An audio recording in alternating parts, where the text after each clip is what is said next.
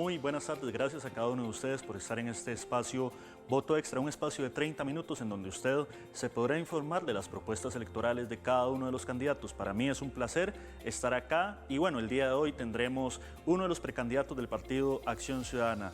Él es el diputado Welmer Ramos. Veamos su ficha técnica. Welmer Ramos, fecha de nacimiento 13 de enero de 1961, nació en Guanacaste y su profesión es economista. Fue asesor legislativo por el Partido Acción Ciudadana, por el cual aspira a la presidencia de la República. Fue investigador del Banco Central de Costa Rica y exministro de Economía del 2014 al 2017. Además, Ramos fue presidente del Consejo Rector del Sistema de Banca para el Desarrollo en el mismo año y precandidato del Partido Acción Ciudadana, al cual aspira en este 2021-2022. Actualmente es diputado de la República y, como les mencionaba anteriormente, precandidato del Partido Acción Ciudadana. ¿Cómo llega Welmer Ramos a este proceso electoral? Veamos. Sorprendió a propios y extraños en febrero de 2017, cuando dejó su cargo como ministro de Economía para aspirar a la presidencia de la República.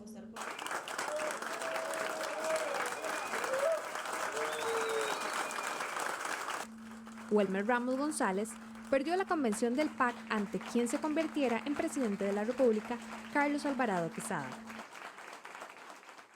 Hoy, a 4 años después de ese primer intento, Ramos busca nuevamente ser la ficha roja y amarilla con miras a un tercer gobierno de Acción Ciudadana.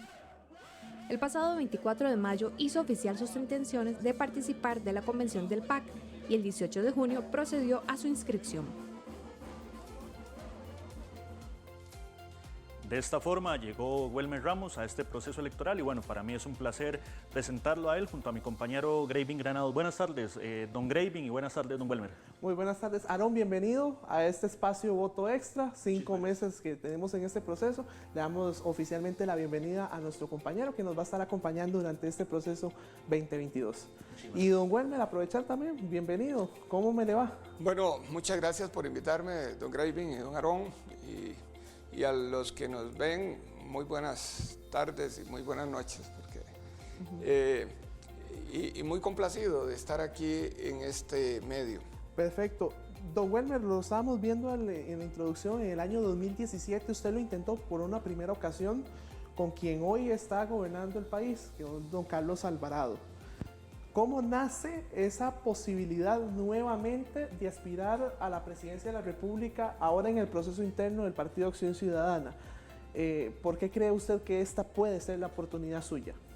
Vamos a ver, es porque un grupo grande de compañeros del Partido Acción Ciudadana tenemos una propuesta programática que es muy clara en cuanto a cómo es el desarrollo que debe tener Costa Rica y cómo es el tipo de sociedad que nos merecemos los costarricenses. Y hay cosas por hacer, y dentro de esas cosas por hacer son medidas para reactivar la economía, son acciones para fomentar aquí la empresariedad, el empleo, reducir la pobreza y generar desarrollo principalmente en las regiones y en las zonas que hoy están siendo más afectadas por esta crisis en que estamos, que es una crisis ocasionada por un fenómeno natural que nadie se prevía. Pero creemos que es una solución mucho más a la tica la que tenemos que llevar nosotros adelante. Don Welmer, en esta campaña, ¿quién lo acompaña? ¿Qué acompañamiento? ¿Cómo va el equipo de trabajo? Y bueno, aparte, ¿cómo va el tema del financiamiento de campaña? ¿Quién lo financia? Mire, nos financiamos con aportes muy pequeños de muchísimas personas. Nosotros quizá tenemos más de 200 donantes en cantidades muy pequeñas y con el trabajo de mucha gente con mística que entiende que esta propuesta que llevamos nosotros de proyectos es la que le conviene a Costa Rica. ¿Y quién me acompaña? Una gran cantidad de gente, no solo del Partido Acción Ciudadana, sino de sectores cooperativos, agricultores, sector educación, etcétera, que con los cuales hemos trabajado durante todo este largo periodo como ministro y como diputado para generar esta Costa Rica más justa. Y entonces ellos están conmigo. Dentro del Partido Acción Ciudadana hay una gran cantidad de exministros del gobierno de don Luis Guillermo, de expresidentes ejecutivos de instituciones, de diputados, etc. Yo creo que tenemos el mayor cúmulo de figuras, pero también hay de estos otros sectores que le decía. Precisamente en un comunicado el pasado lunes, don Welmer, también contaron con la adhesión de un importante grupo de alcaldes del Partido Acción Ciudadana. Tal vez si nos comenta un poco sobre cómo fue esa cercanía con esta hoja de ruta, ¿verdad?, con estos diputados, y para ustedes cuál va a ser la clave desde la parte local, porque tal vez una de las inquietudes que ha habido siempre es que siempre van cada uno para su saco. La nacional por un lado, lo local en otro, y no hay como esa articulación que se ven los dos juntos. Entonces, ¿cuál puede ser esa estrategia para lograr articular esos dos puntos? Muchas gracias, don Gravy. Mire, prácticamente todos los alcaldes y vicealcaldesas del Partido Acción Ciudadana han dado el respaldo a este movimiento. Ayer usted pudo ver un video y un manifiesto de ellos, y eso se hace desde la perspectiva de que ellos coinciden que la agenda para el desarrollo regional y el desarrollo cantonal que nosotros estamos presentando totalmente encaja con la visión de lo que ellos sienten debe ser este país: mucho más descentralización del Estado, mucho más acciones regionales, pero sí muy coordinadas con el resto de la institucionalidad para buscar sinergias. Y entonces ellos han presentado también una visión de lo que tiene que ser la gestión territorial de este país, que se llama la Agenda Ciudadana, una agenda que vale la pena leerla porque es totalmente clara en cuáles son esas acciones que tenemos que hacer para que las regiones de menor desarrollo comiencen a tener un despegue en lo económico, en el empleo, en la justicia, en la mejor distribución de lo que ahí se genera. Y es por eso que todos los alcaldes han venido también a adherirse.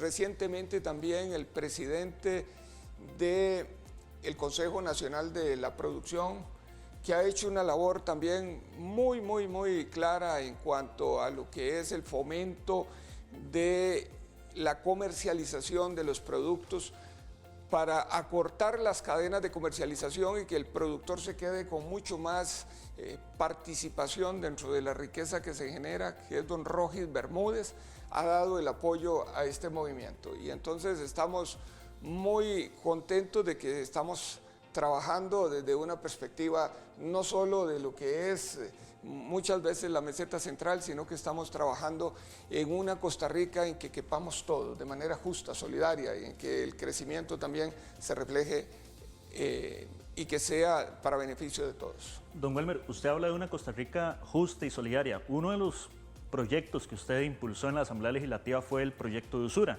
Sin embargo, la agenda no se queda ahí, porque ha venido también usted impulsando un proyecto para rebajar el costo de los medicamentos. Si me puede ampliar si esta va a ser una de sus propuestas, si usted llega a la presidencia de la República en 2022.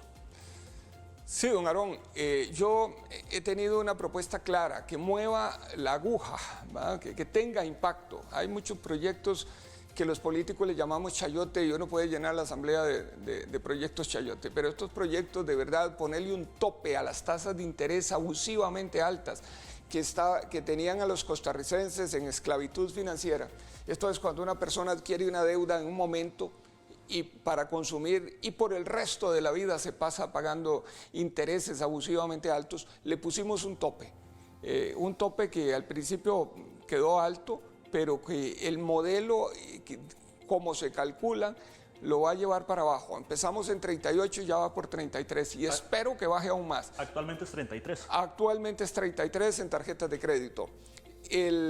Lo otro, esto le alivia enormemente el bolsillo a miles y miles de costarricenses que estaban pagando tasas hasta del 120%.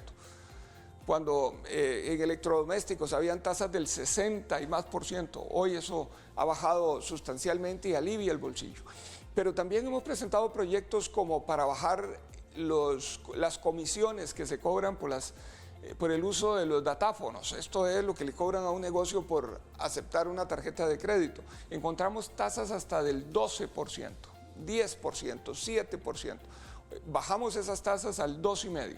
Claro, eso genera una cantidad muy grande de enemigos. Pasamos una ley de quiebras para ayudar a los que hoy están con problemas financieros a que sean rescatados, sean empresas, sean pymes o sean personas, y que sean rescatados de manera ágil y que los procesos no sean tan costosos y que salvemos empresas en vez de quebrarlas. El otro gran asunto que tenemos nosotros es en cuanto a un proyecto para bajar el precio de los medicamentos, ¿verdad? Esos 3 ya han sido aprobados, porque Costa Rica está pagando en demasía el precio de los medicamentos, hasta 6 veces, aprovechándose del dolor de la gente, de la enfermedad, de que la gente tiene que defender la vida con los medicamentos. Entonces se han aprovechado cobrando precios usureros. Y ahí tengo el proyecto y espero que se apruebe en estos días. También hemos pasado al proyecto de competencia. Ese fue un proyecto que yo presenté siendo ministro para frenar los abusos en los mercados, porque aquí hay agentes con poder de mercado. Esto significa que pueden pagar precios ruinosos al proveedor y cobrar precios abusivamente altos al consumidor, y ellos quedarse con márgenes enormes. Bueno, y así hemos llevado proyectos para fomentar la agricultura orgánica, hacerle mejoras a banca para el desarrollo, etcétera. Y yo estoy muy contento con esa agenda. Y esa es la agenda que tenemos que continuar con otras cosas que podemos hablarlas ahora. Y esa es la ilusión de hacer de Costa Rica un país más barato para vivir, pero también con más oportunidades para las pequeñas empresas y las empresas nacionales. Don Welmer, precisamente con el tema de los combustibles, para nadie es un secreto de que Costa Rica tiene los combustibles más caros de la región de Centroamérica, ¿verdad? Y prácticamente la ciudadanía se siente asaltada cada vez de que se anuncian aprobaciones por parte de la ARECEP, la propuesta que hace Recope a mediados de cada mes, ¿verdad? En donde cuando se presentan aumentos son importantes y cuando son rebajas prácticamente la ciudadanía las siente risibles, porque es como de 7, 8 colones y después un aumento de 20, 25. Don Welmer, ¿cómo visualiza usted esta situación que está pasando con respecto a materia de combustibles y de llegar a la presidencia de la República? ¿Qué se puede hacer para que no se den esos aumentos tan exorbitantes? Mire, tenemos que cambiar el tipo de combustibles que está usando Costa Rica. Y cuando digo esto, a alguno le parecerá que estoy hablando de utopías. No, hace poquito los rollos de película para las cámaras eran normales y ya hoy no existen, siquiera no sé dónde venderán rollos. O cuando pensábamos nosotros en que los videos había que ir a alquilar una película y demás, hoy en día ya casi que no existen, el café de internet se acabó, etc. Igual va a pasar con los combustibles fósiles. Vamos hacia la era de tener vehículos que sean movidos por electricidad o hidrógeno u otro tipo de combustibles. Entonces a mí Recope sí me preocupa, en el tanto hay que ponerle eficiencia administrativa a Recope y transparencia y transparentar mucho más esto, pero sí tiene Costa Rica un grave problema. Y es que no tenemos petróleo, y como no tenemos petróleo, cada vez que hay alzas de precios nos golpean fuertemente la economía nacional y es un insumo que está presente en todas las cadenas de producción, entonces sube precios, y cuando se dan disminuciones, entonces generalmente no son tan importantes, pero sí hay que transparentar, hay que mejorar la eficiencia y hay que cambiar también combustibles para evitarnos ese costo tan alto. La electricidad la produce Costa Rica y la produce de manera con métodos renovables, no contaminando, y entonces es muy importante que vayamos haciendo el cambio a eso. Europa ya ha tomado decisiones de que en 4 años ya no está produciendo más vehículos movidos por petróleo. Y eso habla bien de que nosotros también debemos de apuntarnos en ese sentido. Algunos sectores hablan del cierre de Recope o de otras instituciones. ¿Usted en un eventual gobierno cerraría Recope u otras instituciones del Estado? Hay que buscar consolidar instituciones que están en el mismo sector, ¿va? Todas las instituciones que tienen que ver con el sector de programas sociales, tenemos que agruparlas en una para coordinarlas mejor, buscar más eficiencia y que la ciudadanía tenga servicios a menor costo y de mejor calidad. Y entonces, cuando uno habla de la red de cuidos, Sensidad, NAI, FODESAF, todas estas hay que agruparlas en uno para hacer eficiencia. Por ejemplo, el sector vivienda, que tenemos el BAMBI, el INBU y el Ministerio de la Vivienda, deberíamos de agruparlas. Hay que hacer mucho por la eficiencia del Estado, pero también hay que hacer mucho por la eficiencia del mercado, porque las dos cosas tienen que ir de la mano. Y entonces son dos tareas que acometeré con mucha diligencia para mejorar el servicio que tiene que dar el Estado, pero también para que los costos bajen. Y una de las cosas de estas que están ahí inmersas es el mismo entrabamiento estatal que tenemos hoy cuando alguien quiere poner una empresa, ¿verdad? Y es parte de esta dispersión de organizaciones.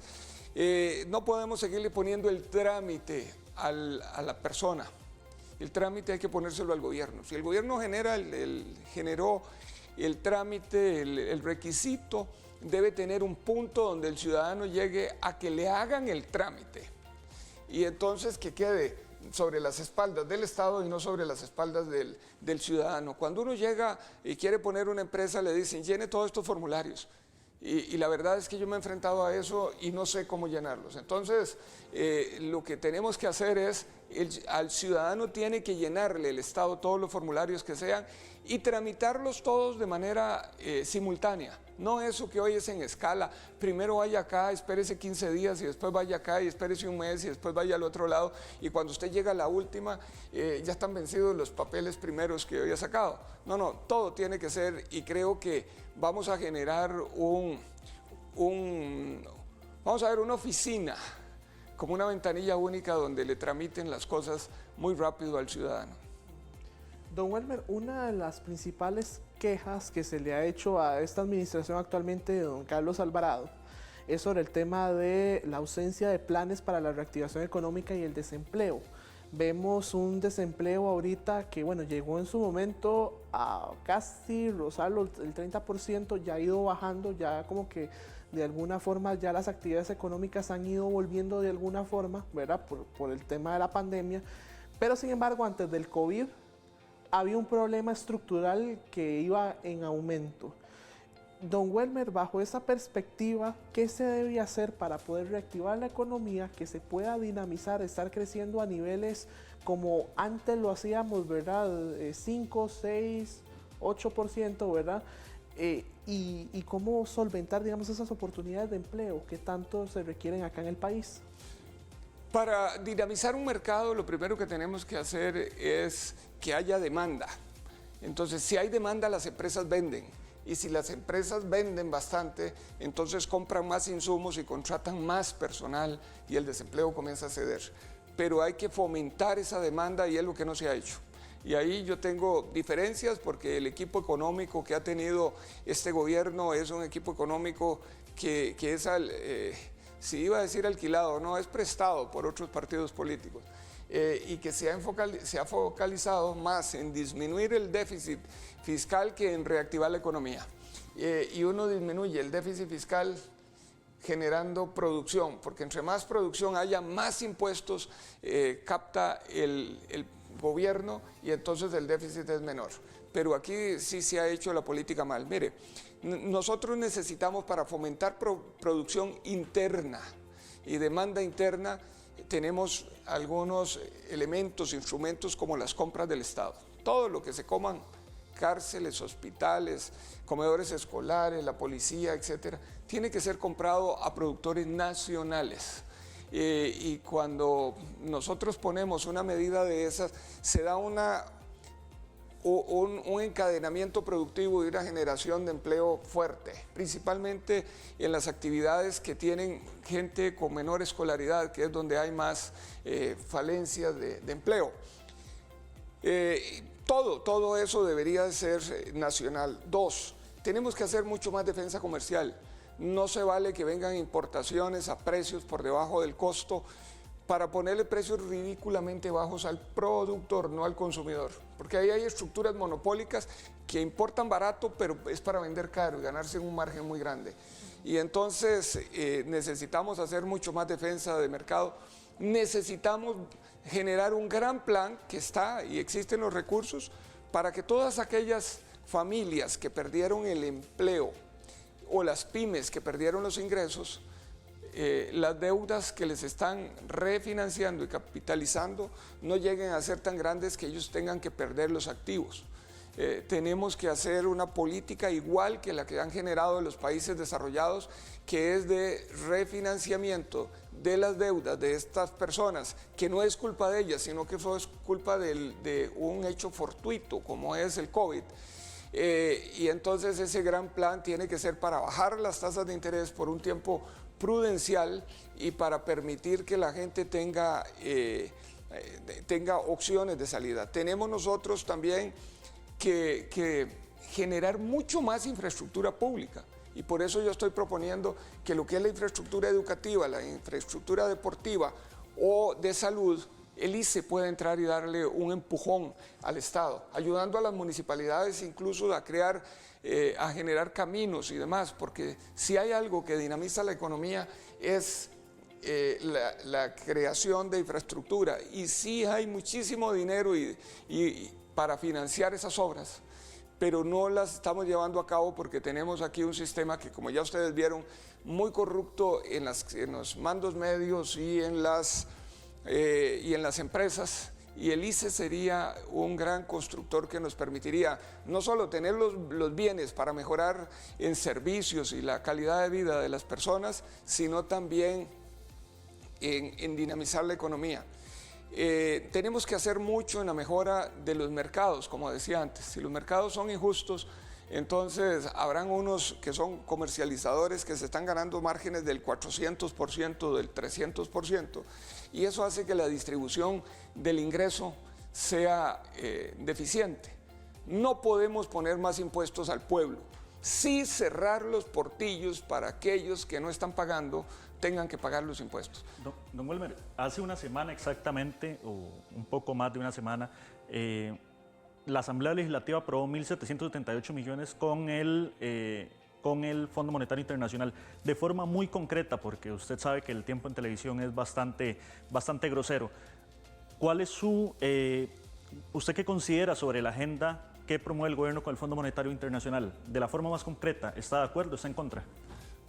Ni uno ni otro. Voy a contarle qué es. La agenda que se está proponiendo al fondo, yo estoy en contra. Con este crédito en específico, que es uno de los proyectos de la agenda, yo estoy a favor.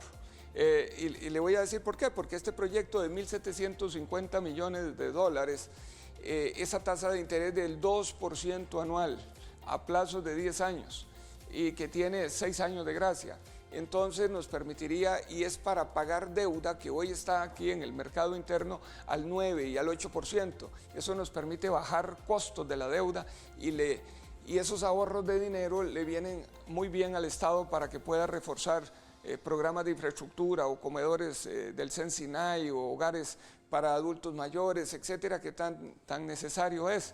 Y entonces eso no solo nos ayuda a disminuir el costo de la deuda, sino que nos libera recursos para hacer cosas, incluso en la reactivación. El resto de la agenda no estoy de acuerdo. Yo no estoy de acuerdo en ponerle impuestos al salario escolar, no estoy de acuerdo en ponerle impuestos a los salarios desde más abajo, no estoy de acuerdo en vender CONAPE, no estoy de acuerdo en la ley de empleo público, y entonces ese resto de la agenda, que son proyectos distintos, esos yo estaría adversándolos fuertemente. Don Welmer, en unos 30 segundos, un mensaje al costarricense que tiene pensado ir a votar en la convención del 8 de agosto, ¿qué les diría usted? Mire, que se aproximen a la próxima convocatoria del Partido de Acción Ciudadana el 8 de agosto y que nos den el apoyo. Este es un movimiento que presenta una propuesta programática para dinamizar este país a partir de la empresariedad nacional, por la justicia en la distribución de la riqueza que se genera y además para hacer de Costa Rica un país más justo, más próspero, pero mucho más solidario. Y entonces invitarlos el 8 de agosto, que es una convención abierta donde pueden votar todos los costarricenses, a que se aproxime ahí donde le toca a usted votar y que nos dé el apoyo. Don Welmer, muchísimas gracias por acompañarnos. En caso de que usted resulte ganador de la convención, por supuesto que lo estaremos invitando para ahondar ya el plan de gobierno con miras a la presidencia de la República. Será un gusto estar aquí con ustedes, don Aarón y don Graving, como siempre, y muchas gracias a todos los que nos ven y nos escuchan por brindarnos este espacio. Y a ustedes en casa, muchísimas gracias por acompañarnos en este programa de Voto Extra. Los esperamos el próximo miércoles con más de su espacio. Aarón. A ustedes muchas gracias. Este espacio es para informar sobre un voto responsable de cara a las elecciones del 2022. Muchísimas gracias. Escoja bien, infórmese, elija. Muy buenas tardes.